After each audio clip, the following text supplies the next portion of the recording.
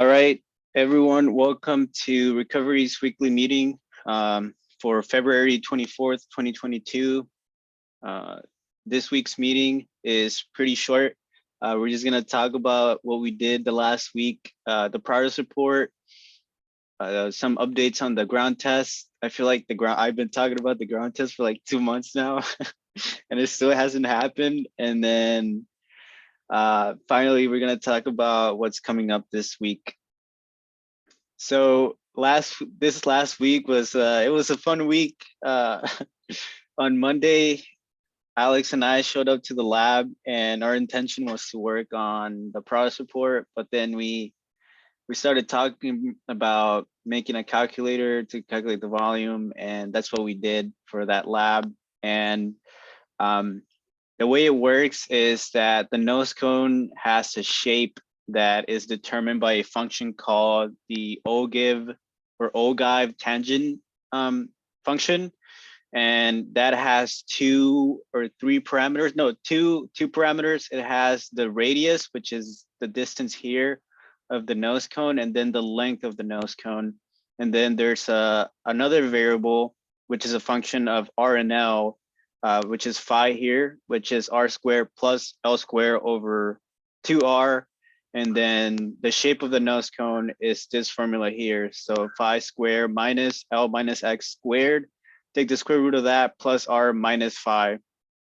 And to get the volume of the nose cone, the way we did it is we used the disk method from Cal 2, I think, which was funny because I actually didn't expect to use or see these functions like or the disk method like anytime soon. And it was actually like it felt good to know that everything you learned in class might actually be useful someday. So we took the integral using the disk method. So we basically just made a bunch of disk for this function here, and we made it a circle. So this is just pi r square, and the radius is the y value of this function here. And we do that from 0 to L to get the volume of the nose cone. And if y'all were at the general meeting, then y'all saw like Scott's work, but Alex and I tried doing the integral or squaring this and then taking the integral, and it was really, really hard. And we tried doing it and we couldn't do it. So then we sent it on the general chat, and Scott, he is like amazing at math. Like last semester, I don't know if you saw, but there's like a lot of math on the board. And I think Scott was like deriving an equation for the shape of the shadow of a sphere depending on the angle which the light was hitting it from. It was some crazy math equation, but yeah, he solved the integral for us. So then the calculator, what it does is that it takes this value here that we get for the volume, and it makes it into an equivalent cylinder with a set diameter and height. And the reason we do that is because if you want to find how much black powder you need, there's this equation here, 0.00052 times F, which is the desired separation force, which is a function of how many shear pins you want to use, times H, which is the height of the airframe here, or your recovery bay or your equivalent cylinder. So that's why we had to make this cylinder here. So then you take the height multiplied times that force and this constant here. And that's how you find how much black powder you need. There is a way of calculating how much you need, how much CO2 you need. And that's something we'll be adding in the future. And let's see, does that cover everything? Yeah, Alex put together the code here. You can see here that the volume we got is 525 inches for the nose cone plus the 6 inch of shoulder. Another feature I think we should add is how deep into the airframe the bulkhead is. because here it's assuming that the bulkhead is like flush with the bottom of the shoulder, which is not always the case. So that's something we'll be adding in the future as well. So that's what we did on Monday. And then Wednesday, we had the Smith machine snatch force test. You can see here like a picture. And then there's a video here, which I'll play in a bit. But the whole point of this was to test that the cord can actually withstand twice the snatch force value, or around twice. So shout out to everyone that came. There was a good amount of recovery members that came, and Izzy as well. She's not part of recovery, but she showed up because she wanted to be there. Big shout out to Juan Carlos for squatting those 300 pounds for a bit and being like the person who would, I guess, I mean, I was gonna take the blame if they told us anything, but Juan Carlos, like he was the person, like, I guess, and like, I don't know. Shout out to Juan Carlos. Yeah, Issy, and then shout out to Titus as well, because he learned how to tie some cords so we could actually tie it to the upper frame of the Smith machine and to the bar itself. All right, let's play the video. I don't know if it's gonna be super loud for y'all.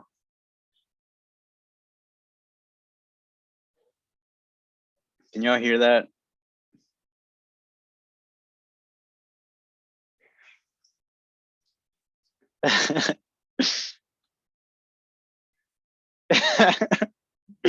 uh, but yeah, for a second there, Juan Carlos, like, he completely let go of the bar and it was just hanging by the cord. Uh, and it was scary because I was like, man, I don't know if the knot on the upper frame is like strong enough and it's just gonna like fell, and then like the bar can fall on Juan Carlos. But thankfully that didn't happen. But from the results, oh, I misspelled snatch force. But the results, the cords held up pretty well. I didn't hear like any noise or see any signs that it was trying to tear itself apart. So now we can trust that our cords are actually going to work and not fail during deployment. Oh no. Okay, moving on to progress support. So all active members have received a part that they must complete. Here's the link if you want to work on it later. The goal is to get it done by Sunday. I don't think we have like a hard deadline, but we are the last sub team to be working on the progress support, and that's on me. But I would like to get it done by this Sunday. There is comments for which section each member has. And today I added like instructions as to like more detailed information about the things you need to include for your section. I also included like a bunch of resources on the first page here that you could use if you're not sure about something or you need a better explanation or more details. You can probably find something about it in one of these links. I know the PDR report, that one's a really good source just because it gives like an overview of the whole design. But take into consideration that for the PDR, since then, a lot of our design has changed. But overall, I think the PDR report does a really good job at explaining some things. There's the summer progress report. That's the last one we did. And then you can see analysis current report. Analysis, Ravi always does a really good job with documentation. So if you need some inspiration, you can look at that. There's the snatch force calculator. There's the weekly presentation slides. The bill of materials, that one has every single component that we're going to use. And in the comment section, if it's like the CO2 system or the tender descenders, I also link the instructions manual. So that might be handy. And then there's a photo and figure gallery. If you need more pictures, I can try and get them for you. But you can also check the instruction manuals and take a screenshot of that. Let's see. I guess some general guidelines. Please try to include figures, especially if you're talking about something like a equation or the calculators or a certain component. It's always really useful to include figures because that way whoever's reading it has a better idea of what you're actually talking about. If you're struggling to complete your part and need help, please reach out. I'm here to help everyone. I don't mind. I enjoy writing documentation. So I would be really glad to help anyone who needs help. And this time, I'm kind of letting y'all I'm like letting go of you if you're like a little kid and it's like your first time running a bike. Like I'm like just giving you that push that you need this time. So I'm like leaving all the work to you, but I will say that when you're writing documentation, a lot of the times you need to refer to other documents. Um, I've tried to organize the drive. So if you need something like information and it's not in one of these links, check the drive or check Google. And if you still need help, then reach out to me. But this time I'm like giving y'all a little bit more space to do your own thing. And then I guess whenever you think you're done with your part, let me know. I'll look over it. And if I see that something is like slightly off or something's not clear, I'll leave a comment and we'll go from there. And then ground test. So location for the ground test is going to be my house. This is the address if you would like to know how far away it's from you. There's no set date. I talked to avionics this week. Avionics is really busy this week. So it's most likely going to be next week. I'll try to send out a when to meet for everyone. Or actually, I'll send out an interest form to see who wants to go. We'll try to keep it small, probably to like 2 or 3 recovery members, but keep in mind we're gonna be doing like a good amount of testing. So if you can't make it to this one, odds are you probably make it to another one in the future. And I guess another thing is if the parts for the black powder system get to the lab before we have the ground test, I think it would be beneficial to test it. Plus it shouldn't be too difficult. The assembly for that looks really simple. So we'll do that if we have the chance. And upcoming for this week, the purchase orders, I have not been able to complete them with Ravi. Ravi's been pretty busy, but we should be able to get it done this weekend, hopefully. Black powder ejection system. So for this week, we're gonna start writing the testing and assembly procedures for that. We already have a template for writing testing procedures. So all we have to do is kind of fill it out. And like I mentioned not too long ago, for the black powder, it's really simple. So we can for sure do this this week.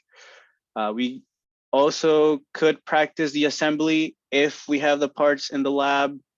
But this time we're not actually going to do it with black powder. I brought some sand a couple weeks ago to the lab. So we'll just use sand instead of black powder. We could also start weighing all the components that we have in the lab and update the consolidated weights document because that's where analysis gets the weight for CNIT, and that's what they use for their simulations and all that. So if we can give them more accurate data, then we get more accurate, what's the word? Analysis? Simulations, more accurate simulations of our apogee and all that. We're also, we can start thinking about how exactly we can test the coefficient of drag for the parachutes and start writing procedures for that. I know we talked about maybe hooking it up to a car and then going at the descent rate that we have calculated. I think that would work, but honestly, I think we could simplify it. Maybe we just like tie like 20 pounds to the parachute, calculate the descent rate. We know the air density and we can get the coefficient of drag from that. But we'll talk more about it this week. And then Christian printed the folding jig prototype. So this week I was thinking about maybe drilling some holes so we could bolt it to a little like piece of wood, so it has like some structure to it, and then we can try and fold the main parachute. Hopefully it works. If it does work, then we can start practicing and memorizing how to fold the parachute. And that's it for this week's presentation. Is there any questions that y'all have? No questions? I like your hat, Juan Carlos. Do you know or actually, let me stop the recording. If there's no questions, then I'll end the recording here. Thanks for coming. Goodbye. See you next week.